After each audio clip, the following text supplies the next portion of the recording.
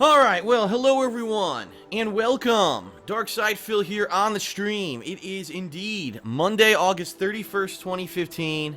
Yeah, August has come and gone, ladies and gentlemen. If you can believe it, we are, as of today, 100% full speed ahead for the hardcore gaming season. That's right, the busy fall gaming season, where, as you know, we're going to have tons and tons of new releases coming out. Pretty much non-stop every single week. There will be new games, although there will be a couple weeks here and there where things will be a little bit lighter. And quite honestly, this year I kind of have to pick and choose what exactly it is that I play. Because there are some games coming out that I'm interested in, but being that I'm choosing to play some longer games, in particular, some of the games coming out today are going to be longer, more drawn-out playthroughs for me. I'm going to have to determine what games I want to focus on, what games I want to skip, maybe what games I want to do later on rather than play as new releases. And it's going to be very exciting. Obviously, everyone knows today is the release day of Metal Gear Solid 5, and that's what everyone's so crazy excited for, right? I think we're all kind of in the same boat here. We've been waiting for Metal Gear Solid 5 for quite some time, and we all have been wondering, you know, just how good this game is going to be. Of course, we've got Mad Max as well coming out today. Today, I'm hoping to wrap up my gameplay of Until Dawn.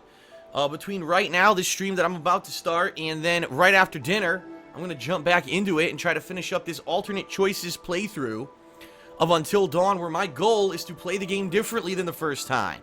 And yesterday, I played for about 2.5 to 3 hours. And I'll be honest, it's the more intro, slower moving portion of the game. And although it was funny to see some of the different reactions of the characters, there really hasn't been too much different going on yet.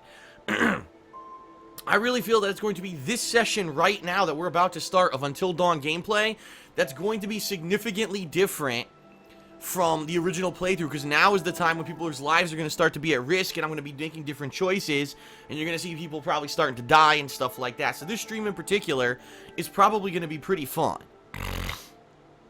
Now, obviously, you can hear it already. I do apologize. I am still under the weather. I'm getting over a cold, a bad cold, that I had this past week. And I still have congestion and drippage and all kinds of nastiness going on. I don't need to give you the details, but please be understanding that, you know, that is life. That is what's happening right now. So I'm not going to sound 100% perfect. I'll do my best. Yesterday I did my best during the gameplay to sound alright. And for the most part, people seem to enjoy it. And by the way, people seem to really love the jokes I'm making during this playthrough. So hopefully you enjoyed the continuous commentary and the hilarity that's probably going to ensue as people start to die today. Okay?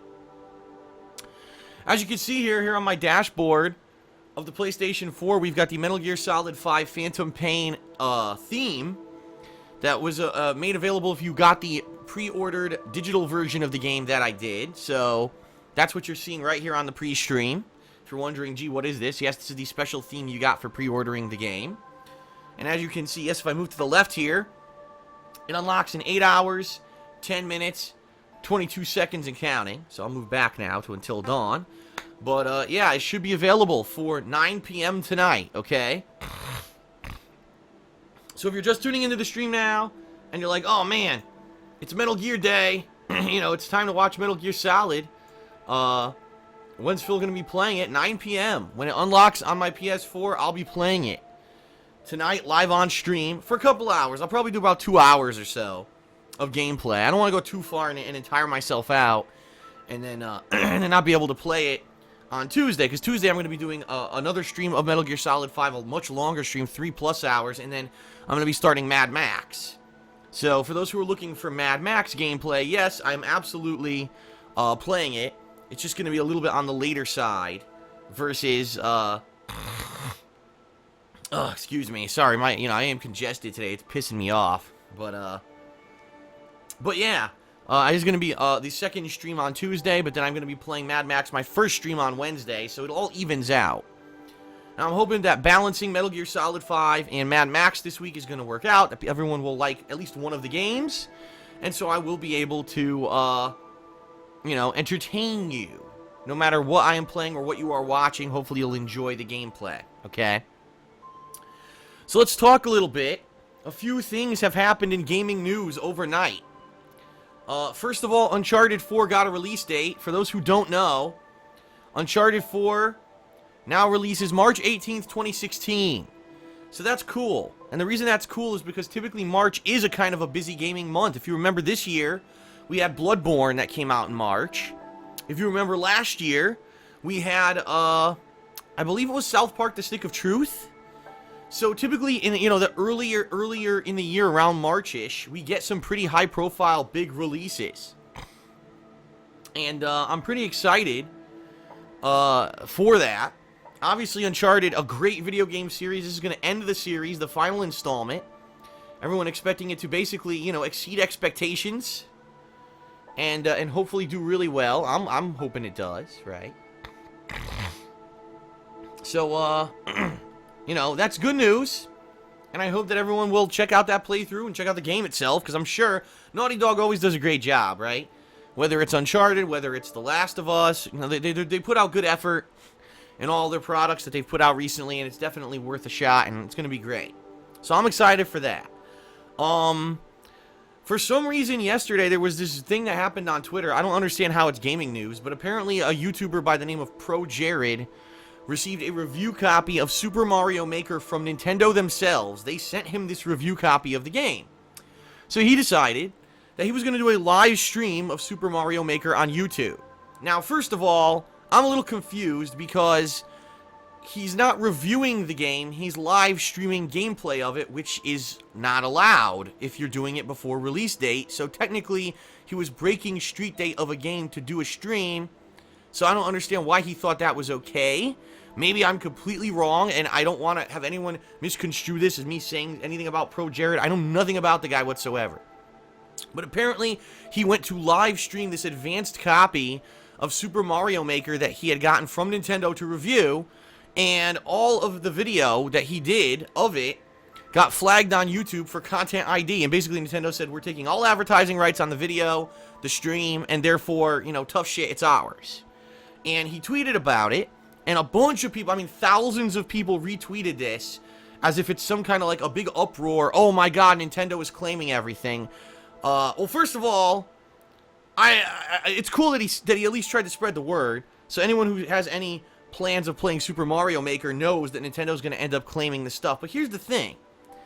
We knew this since late 2013. If you remember, in late 2013, when YouTube flipped the switch on their new content ID system, everything that was Nintendo got flagged for everyone. And everyone lost advertising rights on their Nintendo videos forever. Like, no one got them back. Now, it was at that time, I became a managed partner under Machinima, and therefore Machinima now protects me from these content ID matches. So I actually am able to play Nintendo games, do Let's Plays or reviews or whatever I want, and Nintendo will not content ID match anything that I do on my DSPGaming channel. Alright? So I'm protected regardless, and I am actually interested in Super Mario Maker, and I am going to be checking it out when it does release this month and be doing at least some coverage of it, okay? I don't know what's going on with that. I don't know, what exactly happened in regard to Pro Jared. I don't know too much. Like I said, I don't know much about the guy. I don't know who he's partnered with. If he's I assume he has to be partnered with someone, right? You have to think he is, or everyone is partnered with someone. You know what I mean? Everyone. So, I'd be very surprised to hear he wasn't partnered with anyone on YouTube. And if he is, you would think he'd be under some kind of a good partnership that would protect him from this kind of stuff. So it leaves me scratching my head like, first of all, why was this news? Because everyone knows that Nintendo claims everything. Like, Angry Joe, in the past year, complained about it like 3 times to the point where he was like, well, I'm never going to play Nintendo stuff again. And everyone's like, but Joe, why don't you just get a managed partnership? Because, then you would be protected from it. To which he really had no legit answer. He's just like, well, I want to be under a partnership that's normal, so I know what issues are affecting the common people. And like, no, Joe, you like to make this a story to get yourself attention, a couple times a year, apparently, because everyone who's wanted to continue to do Nintendo content either went into the Nintendo partnership specifically that they offer YouTube, or they're a managed partner now. So, you know, we had that. He was kind of like Joe crying wolf a couple times earlier this year about it to make waves and get himself in the news stories. And now Pro Jared apparently making it some kind of a big news on Twitter. And like I said, thousands of people retweeted this, and I had people messaging me about it. Phil, just so you know, FYI, you can't play Mario Maker. I'm like, well, yeah, I can. I'm a managed partner. Unless, again, maybe the situation here is that Pro Jared is in a managed partnership, and he still got the content ID. If that's the case, that actually is news.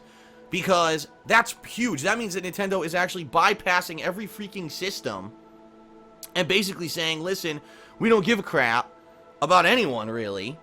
Whatever kind of partnership or whatever, you know what I mean?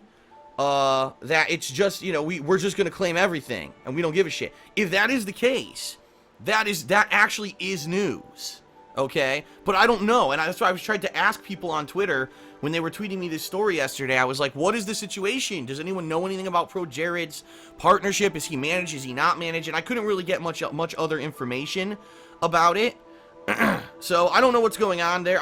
I'll be honest with everyone. I really don't listen to this, the drama, and whenever there's a story like this, I pretty much kind of like, yeah, yawn. It's a non-story. It sounds like a story for news' sake to get attention on someone. I'm not saying that's what Jared did here, but for me, I'm going to be playing Super Mario Maker in September, and I'll be checking it out, and I'm thinking I should be okay, because I'm under the managed partnership with Machinima. I could be completely wrong here, and it could actually get it claimed, I don't know, but, you know, in the past, I've been protected, so I guess we're going to see what happens with that, alright? So, I just wanted to bring that up. I don't know the situation. I don't understand why Jared was, streaming a game that's not released yet anyway. Obviously, that's asking for trouble. He wasn't doing the review. He was streaming gameplay of the game. And apparently it all got claimed, and, you know, he made a big hoopla about it, and I don't get it. But that's just me, you know, again, not saying anything negative. I know nothing about the guy. I'm just saying, people asked me yesterday for my opinion and stuff, and I'm like, I don't know. I don't understand. I would like to hear the full story from someone who understands the whole situation, but I don't know it. Okay? Outside of that, there's a lot of information coming out about pre-orders. Pre-orders. Apparently, Street Fighter V is going to have some kind of a special digital collector's edition available that's going to have all these outfits available for characters, and they actually released the first, like, 4 collector's edition outfits that'll be in the special, more expensive edition of the game to the internet, and people have been looking at it and saying, oh, it looked pretty good. The Ryu costume looks pretty interesting, to say the least, but for me, I'm a little confused because they didn't offer a digital collector's edition when the digital pre-order went live. So I pre-ordered and already paid for, by the way. If you're going to do a digital pre-order, you have to pay for the whole game. I pre-ordered Street Fighter V on PSN. That's why I was able to play the Street Fighter V beta a couple times. So my question is, for those of us who did what we were told and we pre-ordered the game on PSN so we could play in the beta, is there going to be a collector's edition available? Will it let us upgrade to that edition for an additional fee? I'm really confused. I don't really get it. I mean, maybe it's just me. I'm kind of, scratching my head here. I'm confused on how this is going to work. And I hope that there's going to be some kind of info about it so that we can figure out what the hell's going on. For those who are interested and maybe want to get the better edition of the game but already got the lower edition because we didn't know there was going to be a better edition. I don't know. Apparently there's also some information about the new Deus Ex game coming out, and there's going to be different versions of pre-order available for that game. That I guess if you get, you can pick your own, like, pre-order content, which I know sounds really weird, right? Picking your own pre-order content based off of what you want. So if you want certain things in the game, you could get them. They were saying if enough people pre-order the game will come out 4 days early, which is kind of odd to me. Like, if you could release it 4 days early, why don't you just release it 4 days early instead of making it like almost like, it's almost, when you think about it, it's kind of like not blackmail, but what's the word I'm looking for? Not extortion, you know what I mean? Getting people to do something that maybe they wouldn't normally do so they could play it early. It's kind of, I don't know, it kind of sounds weird or dishonest to me. Again, I could be misunderstanding the story. I'm just going off of things I've heard. But still, it's kind of an interesting concept that pick your own pre-order content, right? That's interesting. When have you ever been able to pre-order a game and say, I would like this, this, and this, these two not so much, so I'll take those three but not those two? That's kind of interesting. I don't know. I don't know if I don't know what the pre-order content is. I haven't looked it up yet. And a lot of people, I can already see that people in the stream chat are like, this is kind of ridiculous, pre-order stuff, you know, all this pre-order shenanigans. I kind of agree and I disagree. Obviously, these companies want to know what kind of sales, they want to gauge what kind of sales they're going to get on a game. And pre-orders is a way for them to do that. You know, for them to see what is their actual interest in a game that they're working on so that they can, you know, predict profits, predict sales margins, and see if it's viable to do future DLCs and expansions and stuff for these games. They kind of have to estimate what are my sales going to be. At the same time, I completely agree with you. I completely agree with you that the pre-order stuff is getting out of hand. Why the hell do, you know, certain people got this DLC because they pre-ordered here, while other people got stuff because they pre-ordered here, but did you pre-order this edition or that edition, and did you get this or that? I mean, everyone who buys the game should get the fucking game. You know what I mean? So, I don't know. I see both sides of the fence. I see it from the business aspect as well as from the other side, and it is kind of confusing, annoying, and I can definitely understand why some people would be turned off by the pre-order content. Definitely. But, it is what it is. I don't think pre-order's going anywhere. If anything, these companies are going to be pushing pre-order more and more and more in the future. Okay? So get used to it. It's at least here to, you know, for a while. And pretty soon, I'll be honest, pretty soon it looks like most games are going to end up going digital only. I think that Microsoft kind of knew what they were doing with the Xbox One when they said, oh, all the games are going to be digital only, and, you know, you can't sell your games or give them to a friend. It's going to be all digitally linked. I think eventually games are going to go that way. The thing is, we just need to have everyone's internet get to a level where they can actually get those games. And right now, it's not at that level. Give it another maybe 5 years or so, and we may see that everything goes digital. But I don't think we're there yet. You know what I mean? Alright, well, I don't know what's going on with my stream today, guys and gals. I'm about to get started with gameplay, but the stream is out of control. And what I mean by that is the viewer count on YouTube is all over the place. It keeps jumping above 100 and then dipping below 90. The pointer is going like crazy up and down. And I've never seen it like that before. Usually there's a consistent build, and then it kind of levels out, and that's not happening. In addition, I don't understand why there's only 100 people on stream, when yesterday I had over 600. And today's the better stuff. In my opinion, today's going to be the better stuff in Until Dawn. I don't know what's going on. Maybe some people are having issues with the stream. I don't know. Some people in the stream chat were saying they were getting extreme amounts of buffering. I'm watching it on my laptop, and I did get some buffering, but I refreshed it, and it seems to be working. So I'm not sure what's going on. I'm just going to start, you know. For me, it's like there's not much I could do about it. If YouTube streaming screwed up, YouTube streaming is screwed up, you know. Worst case scenario, you know, keep in mind I am recording everything, and it will be uploaded to YouTube immediately following the end of the stream. So, you know, in that regard, there shouldn't be any problems. Someone just said YouTube is forcing them to watch in 240p. I'm watching it in HD right now on my laptop, and I'm not having any issues. But again, that's me. It doesn't. My situation certainly might not be your situation. Yeah, here we go. People are saying mine is lagging like crazy. It sounds like YouTube gaming. YouTube gaming. Yes. Of course. Only the highest of quality. Again, wow. The stream jumped way above 100 viewers, then it dipped below 90, now it's above 100 again, and it's like weird. I've never seen the needle on a stream I've done on YouTube go up and down like this before. So, I don't know. I'm just gonna get started. Again, if you cannot see, if the stream's not smooth for you, if you're having issues, I apologize. Just watch the videos on YouTube on demand. I will be uploading those later today after the conclusion of the stream.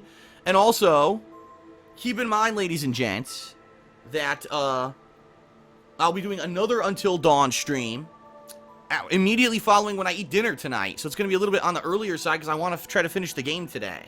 I don't know how long it'll be with everyone dying, how long it'll actually take to beat the game or not. Alright, one final thing, and I know I just talked about a ton of news topics and stuff, and I really didn't even touch upon this. Today is the last day to pledge to my Patreon for the month of August. I don't know how many of you know this, but it is the end of August. You only have about 11 hours left if you want to pledge to my Patreon for this month. It's patreon.com/DarksidePhil. And, you can get in on the perks. You can get in on the goal levels. The biggest goal level this month is to be able to nominate and vote on the indie games that I'll be playing in an indie game mini marathon at the end of September. So, you might want to get in on that. I want to say thank you to all of you who have jumped in on Patreon this month and who have done so in the past. If you cannot get in for today, oh man, I'd like to contribute, but I can't, today. I don't have the funds. Never fear, if you actually do so in the month of September, there's a really cool event coming up in October that September patrons are going to be able to be taking care of. Or not be taken care of, but having control of, let's put it that way. So, if you can't get in today, but you can get in for September, it's going to be neat, and I think you're going to really enjoy it. So, hopefully, we'll see, but I don't want to spoil. I seriously don't want to spoil it. It's going to be a cool thing. But I'll be talking more about that in September, alright? Alright, let's end the pre-stream, everybody. Let's get started with Until Dawn gameplay. I'm excited. I hope you're excited, too. And, again, trying to get through the game today. Everyone's gonna die. It's gonna be fun. Thank you, everyone. And, let's get started.